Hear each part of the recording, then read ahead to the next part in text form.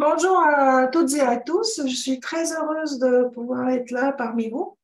Donc aujourd'hui, je vais vous parler d'un jeu qui est en train d'être développé. Alors ce jeu, il s'appelle Vortoy et mon intervention s'appelle Apprendre les mots et leur orthographe en mouvement.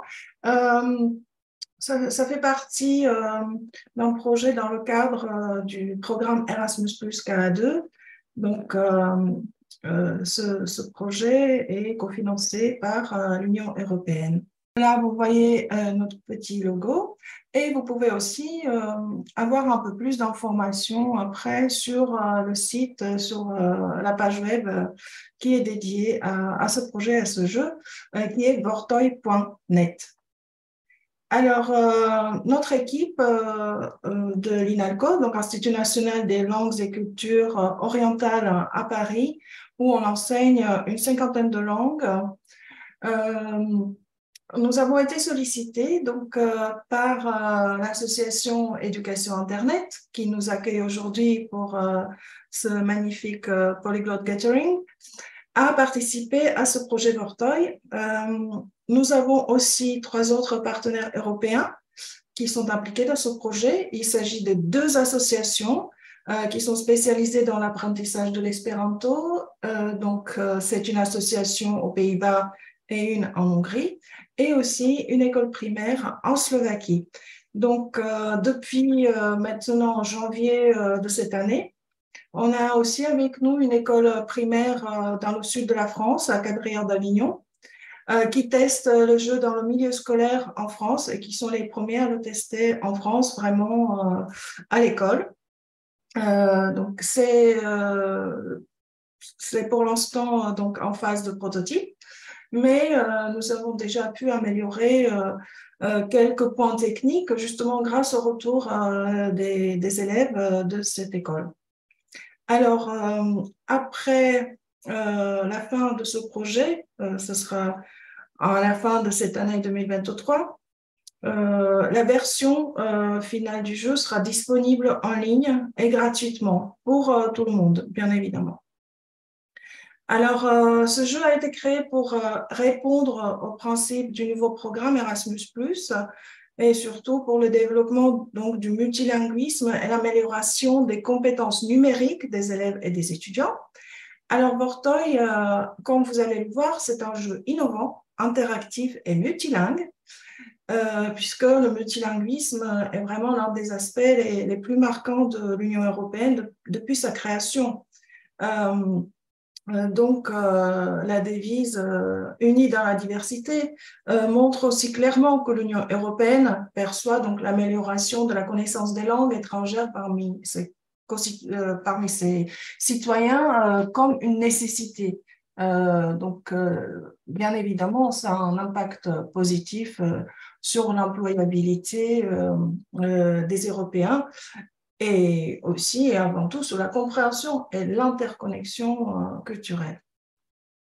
À l'heure actuelle, il est vraiment nécessaire de créer de nouveaux outils d'enseignement complémentaires qui seront faciles à utiliser, qui répondront aux besoins des élèves et aideront également les enseignants à s'adapter plus rapidement à leur utilisation. Alors, avec ce projet, ce jeu Vortoy, nous nous efforçons donc d'améliorer aussi la qualité de l'enseignement.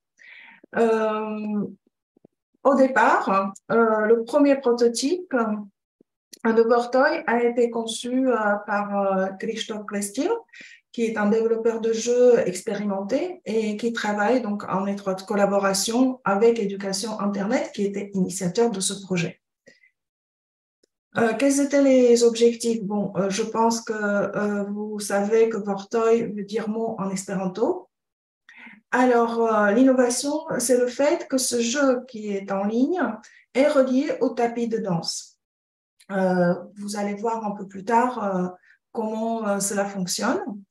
Vortoy sera disponible après la fin de ce projet dans 12 langues, mais peut-être même davantage, puisqu'on a eu déjà quelques collègues, notamment de l'INALCO, où on enseigne vraiment énormément de langues au niveau universitaire. qui sont volontaires et qui voudraient aussi rajouter leur langue de spécialité. Donc, pour l'instant, 12 langues: anglais, slovaque, français, italien, espéranto, espagnol, allemand, néerlandais, hongrois, tchèque, ukrainien et russe, avec 9 catégories de jeux, 6 modes de jeu et 3 niveaux de compétences en langue étrangère selon le cadre commun des références. Donc, ça va de A1 jusqu'à B1. Bon, parfois, ça va jusqu'au B2. Cela bon, va évidemment s'élargir. Alors, quand la version finale sera prête, elle sera donc disponible gratuitement, je le répète. Alors, pour toutes les écoles primaires intéressées, bien évidemment, mais aussi pour les particuliers. Donc, la seule chose, il faudra acheter des tapis de danse qui ne sont vraiment pas des accessoires très chers, puisque un tapis vaut actuellement aux alentours de 30 €. Donc, vraiment, notre but est aussi de pouvoir diffuser le plus largement possible. Alors, le jeu ne sera pas seulement limité à l'apprentissage des langues, puisqu'on a déjà, d'ores et déjà prévu la possibilité de l'utiliser aussi comme un outil pour l'apprentissage d'autres matières scolaires. Bon, par exemple, la géographie, l'histoire, culture générale, etc. Mais évidemment, l'objectif principal, c'est de développer un jeu qui va renforcer en particulier les compétences en langue étrangère, surtout acquisition du lexique, et puis avec un accent sur la grammaire, l'orthographe et l'écoute. Alors, le jeu, quelles sont les caractéristiques? Enfin, le jeu consiste à faire marcher en fait les joueurs sur 1 à 8 boutons fléchés du tapis de danse pour qu'ils correspondent à l'état des mots qui vont défiler sur l'écran. Alors, on peut aussi jouer à 2 joueurs simultanément. Donc, on peut aussi jouer tout seul, bien évidemment, mais il y a la possibilité qui s'avère en fait très encourageante, et les enfants aiment beaucoup jouer à 2 ou en fait en groupe. Donc, ils se relaient, hein, ils créent 2 groupes et chaque élève joue à son tour. Et puis, voilà, les points sont cumulés. Donc, ça marche très, très bien. Et c'est vraiment un facteur stimulant et ça renforce aussi cet aspect ludique et puis, évidemment, un peu la compétitivité. Alors, pour ceux qui sont curieux de savoir à quoi ressemble ce jeu, donc voilà, ici, en fait, c'était le premier test qu'on a fait en France dans un cercle familial chez des amis. Et vous allez voir, donc, je vais mettre la lecture. J'espère que vous m'entendez.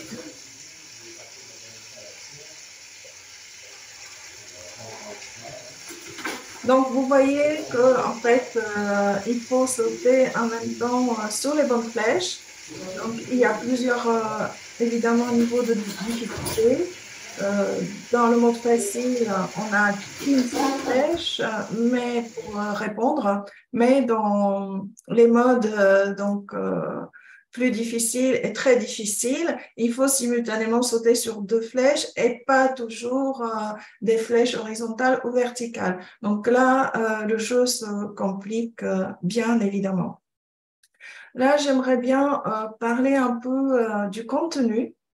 Alors, par exemple, ici, en fait, je vous ai fait juste un petit extrait, vraiment, je vous invite dans notre cuisine en termes de notre base de données, puisque au début, nous avons pensé de créer des catégories en anglais et les traduire ensuite dans les 11 langues prévues initialement au projet, ou pourquoi pas dans d'autres langues. Mais nous nous sommes très vite aperçus qu'en fait, l'anglais n'était pas vraiment la langue par laquelle il fallait commencer dans ce projet-là, ni le français d'ailleurs, parce que là, vous voyez donc la version en français. Pourquoi? Ben, parce que nous avons prévu beaucoup de langues slaves dans ce projet et comme vous le savez sûrement, dans les langues slaves, bon, ça se complique avec toute la flexion qu'on a. Donc, non seulement la flexion verbale, mais aussi la flexion nominale. Et comme le jeu est vraiment ciblé, orienté vers l'apprentissage du lexique au niveau des substantifs, ça allait nous poser des problèmes. Ici, vous avez la même partie donc, pour savoir compter de 1 à 100, donc l'échantillon en slovaque par exemple. Donc, on peut s'apercevoir tout de suite que, en fait, pour le chiffre 1, bon, on a jusqu'à 4 formes ou même 5 formes en slovaque, puisque la forme varie selon le genre grammatical et évidemment pluriel singulier. Bon, pour le 1, c'est le cas aussi en français, mais en français, ensuite, c'est beaucoup plus simple, alors que nous, ça continue. Donc là, c'est un extrait en tchèque. Bien évidemment, on a pratiquement les mêmes choses en slovaque et en tchèque. Mais si on regarde le tableau de déclinaison de l'adjectif numéral jeden en slovaque, on voit très bien donc qu'on a déjà ici au nominatif au singulier, pardon. Donc, on a 3 formes selon le genre. On a jeden pour le masculin, jedno pour le neutre et jedna pour le féminin. Alors, ensuite, comme on veut utiliser les mêmes mots aussi dans l'exercice à trous, hein, donc compléter les mots dans la phrase, on avait besoin que ce mot d'entrée ait la même forme que dans la phrase après. Donc, voilà pourquoi finalement, la décision a été prise de commencer à créer toutes les catégories qu'on avait prévues initialement en slovaque et ensuite les adapter dans les autres langues. Puisque là, même, on s'aperçoit que lorsqu'on a, par exemple, deux, donc dva, on a aussi des formes masculin animé, dvaja, qui sont différentes, neutre féminin, dve. Pour tri, čtyři, c'est un peu plus facile puisque là, on a juste la différence entre masculin inanimé et puis après, les 3 autres genres, masculin inanimé, neutre et féminin, nous avons les mêmes formes. Mais tout ça, je vous le montre assez rapidement, juste donc pour attirer votre attention sur ce petit souci qu'on a eu. En fait, on n'a pas prévu de commencer par les langues slaves et finalement, on s'était dit que pour ce genre de jeu, il était plus judicieux de commencer par des langues qui ont une flexion beaucoup plus riche, quitte à passer à l'anglais et au français, par exemple, ensuite. Alors, pour donc les différents thèmes que nous avons choisi d'implémenter dans ce jeu, on a pensé par exemple aux fruits et légumes. Donc, on avait eu l'idée d'utiliser, évidemment, pour des raisons d'économie, les mêmes images pour toutes les variantes linguistiques. Mais, bien évidemment, on a prévu la possibilité d'adaptation, quelques ajustements, puisque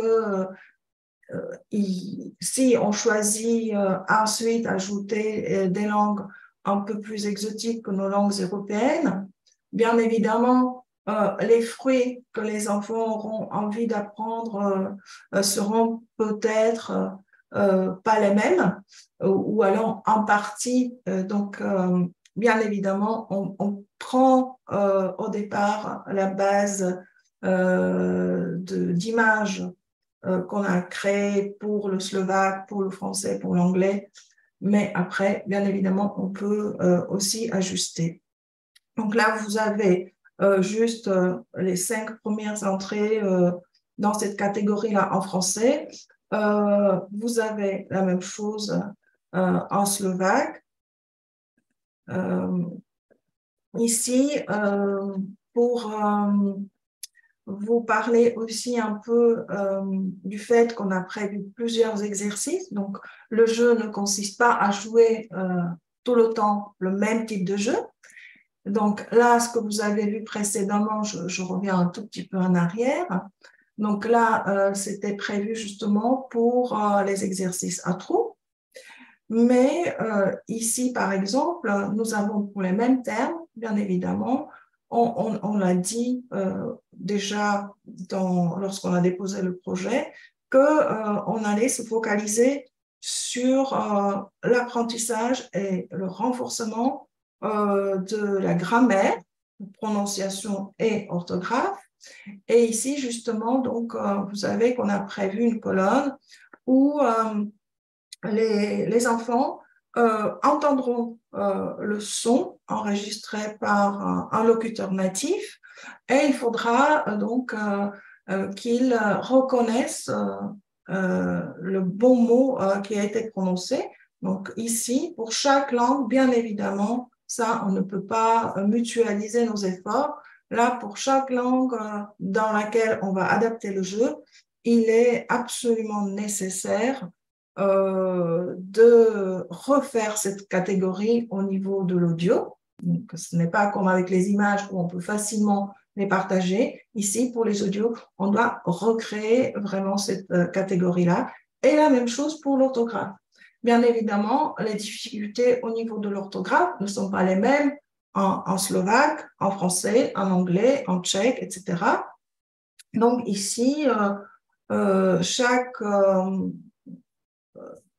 participant qui se lance dans la création d'une catégorie dans sa langue de spécialité avec nous doit, bien évidemment, c'est lui qui est expert, c'est lui qui connaît notamment les grandes difficultés au niveau de l'orthographe. Donc, c'est lui qui a adapté ces catégories en sachant que ce que les enfants doivent compléter, c'est là où on a un astérix. Donc, vous allez le voir tout à l'heure dans le jeu, comment ça fonctionne, évidemment. Et puis, il a au choix une bonne réponse et une mauvaise réponse. Donc là, c'était pour le slovaque. Vous voyez la même chose pour l'anglais, mais on a construit donc tout ça pour l'anglais spécifiquement. Donc ici, on a eu l'idée aussi donc de prendre en compte des difficultés spécifiques pour chaque langue au niveau de la grammaire. Et on sait qu'en français, par exemple, les petits Français, bien évidemment, tous ceux qui apprennent le français comme langue étrangère, mais aussi des élèves dans les écoles primaires et que sais-je, peut-être même au collège et au lycée, ont souvent des difficultés avec le pluriel irrégulier en français. Donc ici, en fait, le but du jeu, c'était, dans un premier temps, créer la catégorie où, par exemple, les étrangers apprennent ces mots déjà, donc apprennent le lexique. Donc il y aura le jeu image-mot. Donc là, c'est la première étape. Et puis, dans un deuxième temps, donc vous voyez déjà, c'est un aspect un tout petit peu plus différent ici pour justement l'orthographe. Dans un deuxième temps, ils auront un couple. Donc là, ils auront le singulier et au niveau du pluriel, il va falloir choisir la terminaison en français qui correspond à ce pluriel irrégulier, bien évidemment. Donc, c'est vraiment quelque chose qui est très positif, je pense, dans ce jeu. C'est cette possibilité d'adaptation aussi aux problématiques rencontrées dans telle ou telle langue, puisque, bien évidemment, chaque langue est unique. Alors ici, avec cette base de données qui correspond à l'orthographe, dans le jeu, on peut implémenter jusqu'à 3 types de jeux. Donc, vous allez voir tout à l'heure sur l'écran s'afficher. Donc, on a une catégorie où ce sont des mots qui tombent, falling words. Après une autre, tout simplement l'orthographe. Et puis, un jeu d'aventure, donc un peu plus ludique au niveau de l'image, puisque vous allez voir, en fait, il y a un petit circuit, mais c'est toujours la même chose. Il faut toujours trouver donc le bon orthographe au même moment pour chaque item. Alors, au niveau des résultats, Vortoy sera accessible en ligne, donc directement à partir d'un site web. On pourra également le télécharger sur son ordinateur et jouer hors ligne. On pense que le tapis de danse, ça va encourager les élèves à être en mouvement, à bouger. C'est déjà le cas pour ceux que je connais dans l'école à Cabrières d'Avignon. Mais bien évidemment, il sera possible aussi de jouer à Vortoy sur les ordinateurs à l'aide d'un clavier. Donc, si on a un tout petit peu de temps tout à l'heure, effectivement, je vous montre le jeu en direct et je vais utiliser le clavier puisque je n'ai pas déployé le tapis et de toute façon, vous ne pourrez pas le voir puisque je n'ai pas de régie pour me filmer. Mais aussi, on pourra utiliser une manette de jeu type Xbox, ça marche très bien. Et ça permettra aussi, en fait, d'inclure des élèves qui peuvent souffrir de différents types d'handicap, bien évidemment.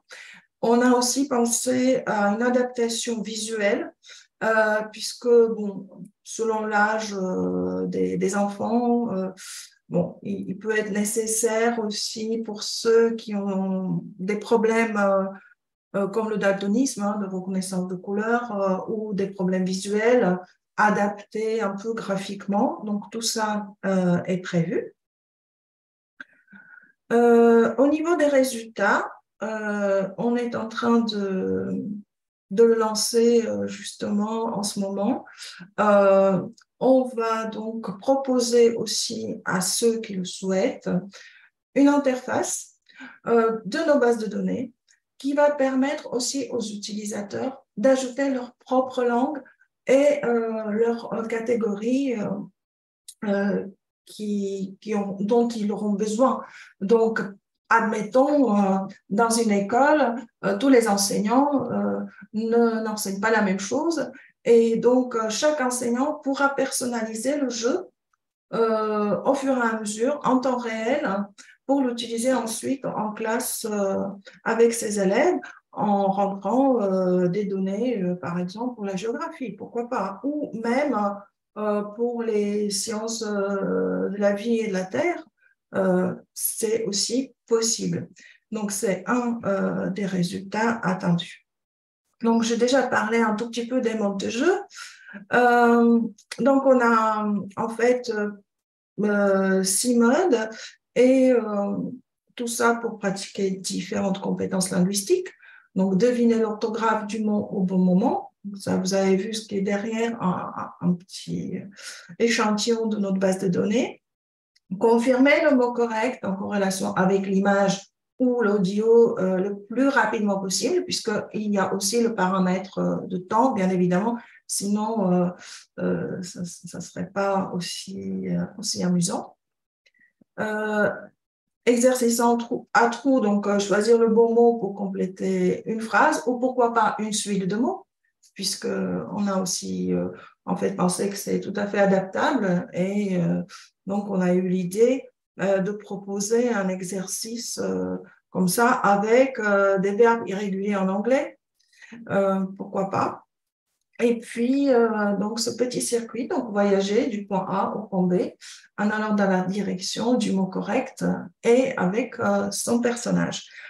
Bien, alors maintenant, à quoi ressemble le jeu lorsqu'on se connecte? Donc, voilà l'image de l'écran lorsque vous entrez dans le jeu. Donc, vous voyez, pour l'instant, bien évidemment, on n'a pas encore implémenté tout. On a encore quelques mois devant nous. Donc, c'est le travail qui nous attend maintenant. Alors, nous avons donc, pour l'instant, slovaque, anglais, français, tchèque, espéranto. Et pour chaque langue, on a quelques catégories, pas toutes. Donc, vous choisissez votre langue, vous choisissez la catégorie disponible qui vous intéresse pour jouer. Ici, vous avez le niveau de la difficulté aussi sur les étiquettes. Ensuite, donc, pour chaque catégorie sélectionnée, vous allez avoir donc, plusieurs possibilités de jeu. Donc, ça, j'en ai déjà parlé. Donc, les mots qui tournent devant vous. Ensuite, l'orthographe. Le plus souvent, on va commencer par tout simplement l'apprentissage du lexique. Donc, l'image et le mot. Ensuite, l'exercice à trous et le jeu d'aventure. Ensuite, ici, on va choisir en fait le moyen de répondre. Donc, par défaut, pour les élèves à l'école qui jouent avec les tapis de danse, bien évidemment, c'est le tapis de danse. Sinon, la manette de jeu. Et si, par exemple, on veut tester, comme c'est souvent le cas pour nous, les concepteurs, des différentes catégories, ben, le clavier, bien évidemment. Mais ensuite, ce qui complique le jeu et ce qui le rend vraiment très amusant, c'est les différents niveaux de difficulté de répondre.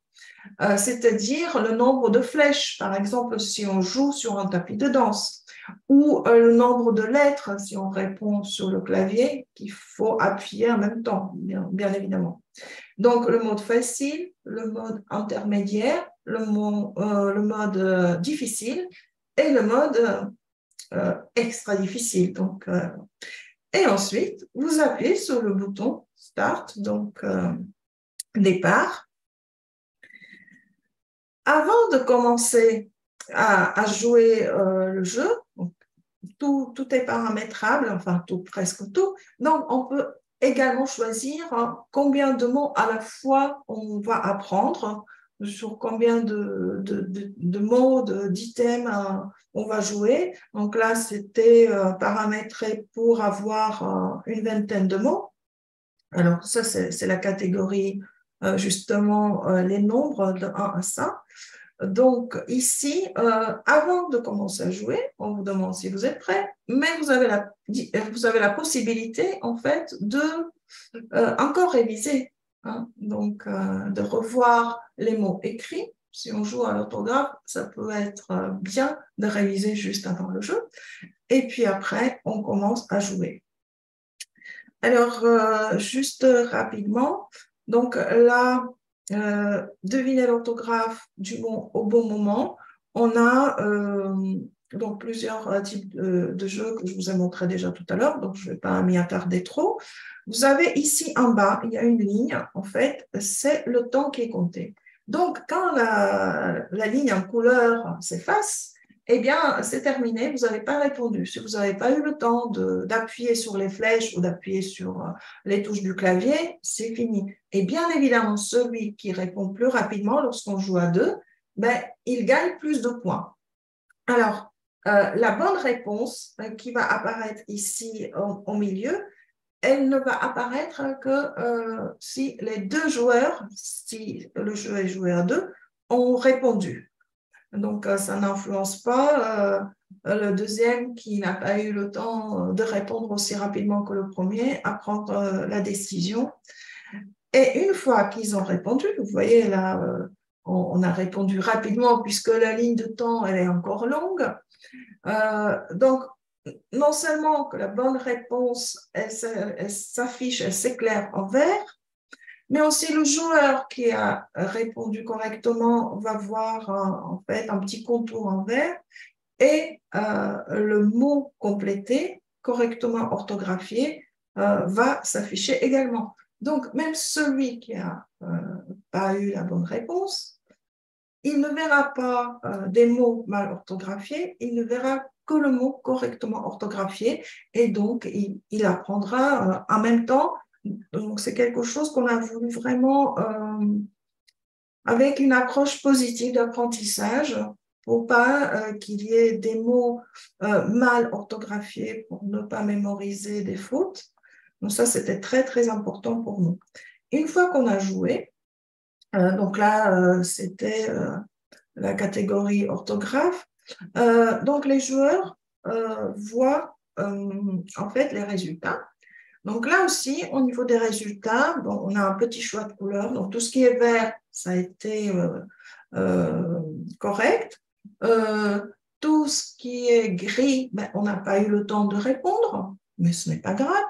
Et puis là où on s'était trompé, ben, ça reste tout simplement en noir. Et ensuite, on a aussi les détails de score, etc. Bien évidemment, la base de données, elle enregistre, elle garde. Et après avoir joué, les joueurs peuvent donc voir leurs résultats, les points qu'ils ont accumulés, les niveaux, etc.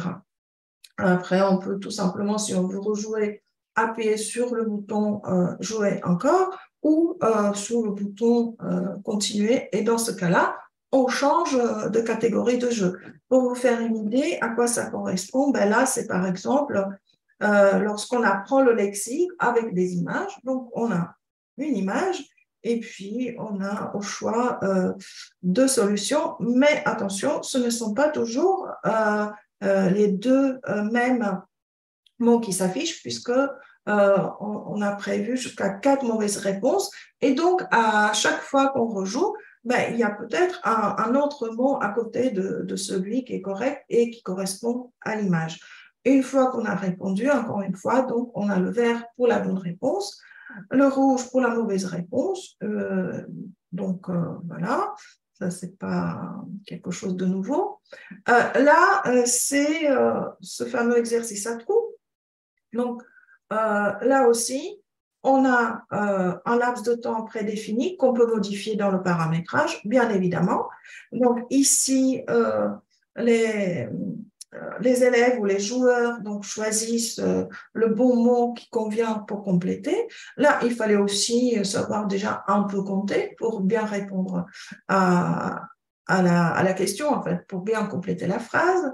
Et vous voyez, lorsqu'on répond, eh bien, la bonne réponse s'affiche en vert, mais non seulement, elle apparaît aussi dans la phrase, donc la phrase est complétée. Là, je vous ai déjà mentionné un tout petit peu que j'ai eu l'idée, donc aussi, pourquoi pas en anglais, les verbes irréguliers, c'est tout de même quelque chose, je me souviens, quand on les apprenait à l'école, bon, c'était pas si facile que ça, hein, c'était comme un peu comme en maths lorsqu'on apprend les multiplications. Eh bien, pourquoi pas, donc ici, on avait le tapis de jeu. Et du coup, ici, vous voyez que les joueurs voient sur quelle flèche il faut appuyer pour choisir telle ou telle réponse. Donc, ici encore, on voit, lorsqu'on a bien répondu, la couleur verte pour la bonne réponse, mais aussi, donc, le triplet apparaît. Et là, c'était ce fameux petit circuit. Donc, là aussi, chaque personnage les joueurs définissent leur personnage au départ et puis quand les enfants jouent à deux, c'est très sympathique puisque en fait chaque personnage qui correspond au joueur avance au rythme des réponses, des bonnes réponses, des mauvaises réponses, etc. Pour ce profil, donc on a chaque joueur définit son propre profil. Ça va indiquer son score et tout son historique. Alors, bien évidemment, c'est intéressant puisque lorsqu'on joue plusieurs fois, voilà, c'est vraiment quelque chose de sympathique. Alors, on pense que le Vortoy, il plongera ses joueurs dans ce jeu interactif, amusant et éducatif à la fois. Et comme je l'ai déjà dit plusieurs fois, le jeu va être disponible gratuitement. Là, je voulais vous montrer donc, quelques images des enfants donc, à l'école qui ont déjà joué à ce jeu. Donc, vous voyez qu'ils étaient vraiment, bon, c'est des enfants du CM1, CM2, donc c'est une classe mixte. et ils se sont vraiment pris au jeu. Donc, là, c'est des images qui datent de la semaine dernière, puisqu'on voit même Petel Balage qui était de partie et qui est venu visiter l'école avec nous. Et là, on peut même voir qu'en fait, ici, ce sont les lieux qui sont répertoriés à l'UNESCO. Donc, on peut l'adapter. Hein. Il n'y a pas la fatalité. On peut jouer à la fois à améliorer son orthographe, à apprendre des nouveaux mots, mais aussi à vérifier ses connaissances autres, géographiques et culturelles. Et pour terminer donc ma présentation, voici donc les 3 petites vidéos de la semaine dernière. Donc là, vous allez voir les enfants jouer. Donc, vous voyez, il faut, donc là, ils sont à 2. Et il y a l'équipe derrière eux. Il y avait 2 équipes. Donc, une équipe de filles, une équipe de garçons. Donc là, ils jouaient en anglais, puisque ça les intéresse. Voilà, ça c'est la maîtresse qui gère ses élèves. Donc ici, même jour, là, ils jouaient au petit circuit. Donc là, cette fois-ci, ils jouaient en français pour c'est facile, mais on se trompe. Voilà. Voilà. Voilà, donc là, c'est bien les monuments. Je pense que tout le monde peut les reconnaître. Voilà, donc je vais terminer ici. Voilà, merci beaucoup pour votre attention.